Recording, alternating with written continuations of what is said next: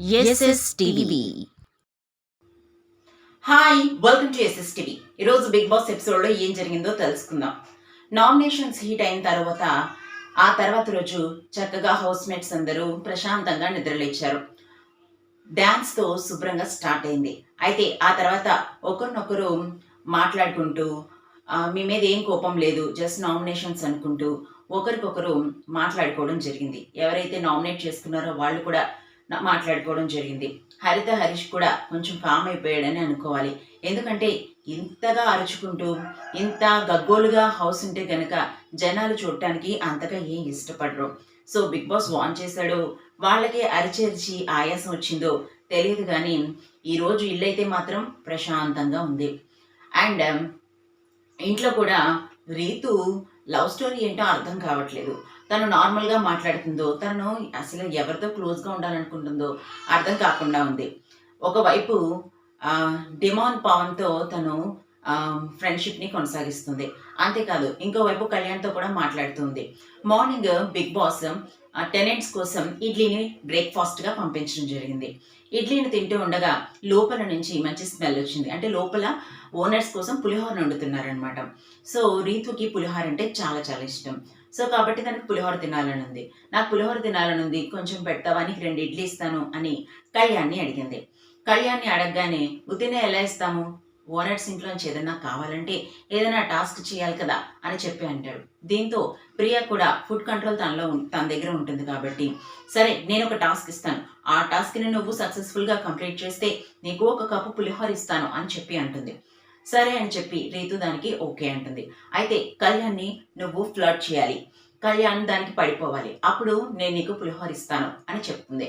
సరే నేను పులిహోర కోసం ఖచ్చితంగా నేను ఈ టాస్క్ని చేస్తానని చెప్పి రీతు వచ్చి కళ్యాణ్తో మాట్లాడడం స్టార్ట్ చేసింది. తను మాట్లాడే మాటలకి కళ్యాణ్ తట్టుకోలేక నవ్వును ఆపుకుంటూ ఉన్నాడు. అసలు నీతో మాట్లాడకపోతే నేను ఉండలేకపోతున్నాను, నా కళ్ళు నిన్ను చూడకపోతే అసలు ఉండలేకపోతున్నాయి, నీతోనే మాట్లాడాలని నా పెదవులు చెప్తున్నాయి, ఇలా కొత్తగా మాట్లాడుతూ ఫ్లర్ట్ చేయడానికి ట్రై చేసింది రీతు. అయితే కళ్యాణ్ ఇవన్నీ వింటూ నవ్వుని ఆపుకోలేక చివరికి కళ్ళు కూడా మూసుకున్నాడు.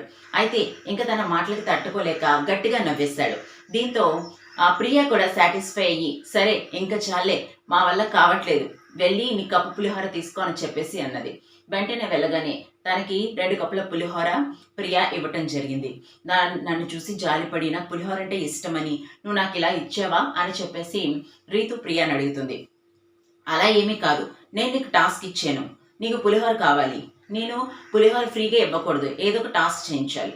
సో నా సాటిస్ఫై కోసం నేను టాస్క్ చేశాను, నీ సాటిస్ఫై కోసం నువ్వు టాస్క్ చేసి పులిహోర సంపాదించుకున్నావు, ఇందులో పెద్ద తప్పేముంది?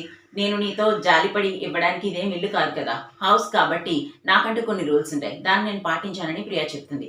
ఎనీవేస్ మనకు ఇష్టమైన పులిహోరని చక్కగా తీసుకొని మనశ్శాంతిగా తిన్నది రీతు. అయితే ఈ టాస్క్ తర్వాత డిమాండ్ పవన్తో మాట్లాడడానికి ట్రై చేస్తుండగా ఆ తర్వాత అక్కడ తనూజ మరియు కళ్యాణ్ మాట్లాడుకుంటూ ఉంటారు. ఈలోపు రీతు అక్కడికి వస్తుంది. ఏదో జరుగుతుంది అని తనుజ అనగానే సరే నువ్వు వెళ్ళిపో అని చెప్పేసి కళ్యాణ్ రీతుని అంటాడు. సరే ఇప్పుడు నేను వెళ్ళిపోతానని చెప్పేసి వెళ్ళిపోతున్నా, లేదు ఒక విషయం మాట్లాడాలి, కూర్చోండి అని చెప్పి తనుజ కళ్యాణ్ని రీతుని కూర్చోబెట్టి మాట్లాడుతూ ఉంటుంది. సరే అని చెప్పి తను ఇబ్బంది పడుతూ ఉంటాడు కళ్యాణ్. అయితే దీంతో రీతు ఏమంటుందంటే సరే నేను వెళ్ళిపోతాను, నేను వాష్రూమ్కి వెళ్ళాలి, నాకు ఇబ్బందిగా ఉంది, నేను వెళ్తాను అని చెప్పి అంటుంది. తనుజ వెంటనే నీకు వస్తే ఇక్కడే పోసే, నో ప్రాబ్లం, కానీ నువ్వు ఇక్కడ ఉండాలి అని చెప్పి గట్టిగా అంటుంది. దాంతో అర్థం కాక తనుజ అలా కూర్చున్నప్పుడు ప్లీజ్ దయచేసి వెళ్ళిపోవా అని చెప్పి కళ్యాణ్ అన్నాడు. దీంతో హట్ అయిన రీతు నేను ఇంకెప్పుడు నీతో మాట్లాడను, ఇదే లాస్ట్ టైం, నువ్వు చాలా ఎక్కువ చేస్తున్నావు అని చెప్పి అక్కడి నుంచి లేచి వెళ్ళిపోతుంది. వెంటనే వాళ్ళిద్దరూ కాగు ఏం పర్వాలేదు ఉండు అని చెప్పేసి మాట్లాడగానే నువ్వు కావాలంటే నేను మళ్ళీ వచ్చి నీతో మాట్లాడతాను, కానీ కళ్యాణ్తో మాత్రం మాట్లాడను, కళ్యాణ్ నీతో మాట్లాడడం ఇదే లాస్ట్ అని చెప్పి అక్కడి నుంచి కోపంగా వెళ్ళిపోయింది. ఆ తర్వాత కూర్చున్న రీతు దగ్గరికి కళ్యాణ్ వచ్చి సరే సారీలే, దీనికే ఇంత ఎలా తీసుకుంటే ఎలాగా, నేను నార్మల్గా అన్నాను, నువ్వు దీన్ని పర్సనల్గా తీసుకోకు అంటూ చెప్పుకొచ్చాడు. లేదు నన్ను చాలా ఎక్కువ చేసావు అంటే వాళ్ళిద్దరూ మాట్లాడుకుంటూ ఉండగా తను ఓదార్స్తూ ఉండగా అక్కడికి డిమాండ్ పవన్ వచ్చి ఇదంతా చూడడానికి ఇష్టం లేక లేచి అక్కడి నుంచి వెళ్ళిపోయాడు. వెళ్ళిపోగానే కళ్యాణ్ పక్క నవ్వడం స్టార్ట్ చేశాడు. దీంతో ఒళ్ళు మండిన రీతు ఒరేయ్ నువ్వు చాలా ఎక్కువ చేస్తున్నావు అని చెప్పేసి తిట్టడం స్టార్ట్ చేసింది. అయితే ఆ కన్వర్జేషన్ ఇంకా అవ్వలేదు, కొనసాగుతూనే ఉంది. మళ్ళీ డెమన్ పవన్ వచ్చి రీతు పక్కన కూర్చున్నాడు.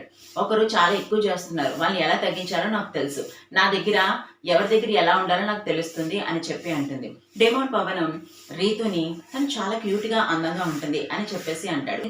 రీతు గురించి మాట్లాడండి అని అంటే ఆ డెమోన్ పవన్ తను చాలా అగ్రెసివ్గా ఉన్నప్పుడు ఉంటుంది, ఆటలు బాగా ఆడుతుంది, తన మైండ్ సెట్ కూడా బాగుంటుంది, తను చాలా క్యూట్గా అందంగా ఉంటుంది అని చెప్తాడు. సో ఇమాన్యుయల్ ముందే చెప్తే మనం ఎలా తీసుకుంటామో అని చెప్పి 4వ పాయింట్గా తను అందంగా ఉంటుందని చెప్పాడు చూడు అని చెప్పి అంటుంది. దీంతో రీతు కూడా బ్లష్ అవుతూ సిగ్గుపడుతూ దాన్ని చూస్తూ ఉంటుంది.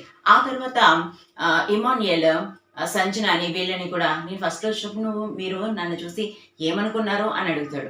అడిగితే వెంటనే సంజన నువ్వు నాకు క్లిక్ అవుతావని తెలుసు, నవ్విస్తూ ఉంటావు, ఏమైనా దాన్ని పర్సనల్గా తీసుకోవు, అందుకే నువ్వు నాకు క్లిక్ అవుతావని నేను ముందే అర్థం చేసుకున్నానని చెప్తుంది. తనుష ఇమాన్యుయల్ కామెడీ పండించడానికి ఒకరికొకరు లవర్స్లా మాట్లాడుకోవడానికి ఫోన్లో మాట్లాడుకోవడానికి ట్రై చేశారు. మాట్లాడుతూ ఉండగా అమ్మ ఉంది అని చెప్పగానే నువ్వు వీడియో కాల్ చేయి తిన్నావా అనగానే నేను ఇంకా తినలేదని చెప్తాను. సరే వీడియో కాల్ చేయి అని అంటే లేదు వీడియో కాల్ చేయడానికి లేదు, నా పేరెంట్స్ ఉన్నారంటుంది. సరే నువ్వు రూమ్లోకి వెళ్ళి వీడియో కాల్ చేయని అంటాడు. లేదు నేను రూమ్లోకి వెళ్ళి వీడియో కాల్ చేద్దామన్న ఇబ్బందే నాకు అని చెప్తే నువ్వు ఇప్పుడు చేయకపోతే నేను బ్లాక్ చేస్తాను అంటే ఆ బ్లాక్ చేస్తే చేసుకుంటే నువ్వు పెద్ద నీకు చాలా మణికొండలు ఉన్నాయి కదా, కొత్త మణికొండ కూడా వచ్చింది, సో ఇప్పుడు నువ్వు నాతో ఎందుకు మాట్లాడతావు అని అనగానే ఒక్కసారిగా అందరూ నవ్వారు. అక్కడికి భరణి కూడా యాడ్ అయ్యి అందరూ నవ్వడం జరిగింది. ఈరోజు ఎపిసోడ్ ఇలా అందరి మధ్య డిస్టర్బెన్స్ని క్లియర్ చేసుకొని సరదాగా నవ్వుతూ సాగిందని చెప్పొచ్చు. రేపు ఎపిసోడ్లో మళ్ళీ కలుసుకుందాం. లైక్ చేయండి, షేర్ చేయండి, సబ్స్క్రైబ్ చేయండి SS TV.